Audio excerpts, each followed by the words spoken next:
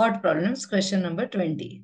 The diagonal of a rectangle makes an angle of 48 degree with its smaller side. If the length of the smaller side is 16 centimeter, what is the length of the greater side? आपल्याला दिलेले sin 48 equals to 0.743. हा question मी इथे direct सोडवलेला आहे, तुम्हाला explain करते. तुम्हाला quadrilateral ABCD दिलेलं आहे. AD ही स्मॉलर साइड आहे, AB बिगर साइड आहे रेक्टँगलची. AD इक्वल्स टू 16 आहे. आपण अँगल साइड AD आणि डायगोनल AC त्यांच्यामध्ये अँगल किती 48, म्हणजे अँगल DAC 48 डिग्री आपल्याला त्यांनी दिलेले. DC ही बिगर साइड आहे रेक्टँगलची आणि आपल्याला ती फाइंड आउट करायची. आता आपण ट्रायंगल ADC कन्सिडर करू. ट्रायंगल ADC मध्ये अँगल D इक्वल्स टू 90. मग आपण साइन 48, साइन म्हणजे opposite side upon hypotenuse. Opposite side काय एक्स आणि हायपोटेनस काय वाय. साइन 48 ची व्हॅल्यू दिली 0.743 which is equal to x upon y. म्हणजेच वाय इक्वल्स टू काय आलं एक्स अपॉन 0.743.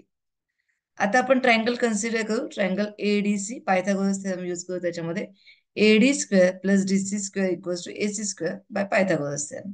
AD ची व्हॅल्यू दिली आहे ती टाकली. DC एक्स आहे, AC ची व्हॅल्यू आपण वाय घेतली. मग 16 square 256, x square as it is, y square equals to, मग वाय ची व्हॅल्यू किती आली होती आपली एक्स अपॉन 0.743 त्याचा स्क्वेअर. मग 256 plus x square equals to एक्सचा स्क्वेअर एक्स स्क्वेअर 0.743 चा स्क्वेअर तुम्हाला फाइंड आउट करायचा आहे. तो येतोय, मी डायरेक्टली व्हॅल्यू दिली इथे 0.55. मग x square upon 0.55 minus x square equals to 256. X square इकडे प्लस इकडे गेला मायनस झाला आणि 256 असेच. मग x square common into bracket 1 upon 0.55 आणि इथे एक्स स्क्वेअर 1 चा एक्स स्क्वेअर म्हणून इथे 1 आला equals to 256. X square into denominator same केलं ते आलं 1 minus 0.55 upon 0.55 bracket complete equals to 256. X square 1 minus 0.55 असतं 0.45 upon 0.55 equals to 256. X square 0.45 upon 0.55 म्हणजे आपण त्याचे पॉइंट्स निघाल्यावरती येईल 44 अपॉन 55. म्हणजे मल्टिप्लाइंग न्यूमरेटर आणि डिनॉमिनेटर बाय 100 केलं तर पॉइंट्स निघून जातील. मग 44 upon 55 equals to 256. Therefore, x square equals to 256 into 55 divided by 44. त्याचं कॅल्क्युलेशन केलं तर ते येतं 320 आणि square root taking square roots of both sides x equals to square root of 320 equals to 17.88 centimetre. म्हणजे तुम्हाला DC ची व्हॅल्यू मिळाली 17.88 सेंटीमीटर. म्हणजे आपल्याला विचारलं होतं what is the length of the greater side. So length of the greater side is 17.88 centimetre.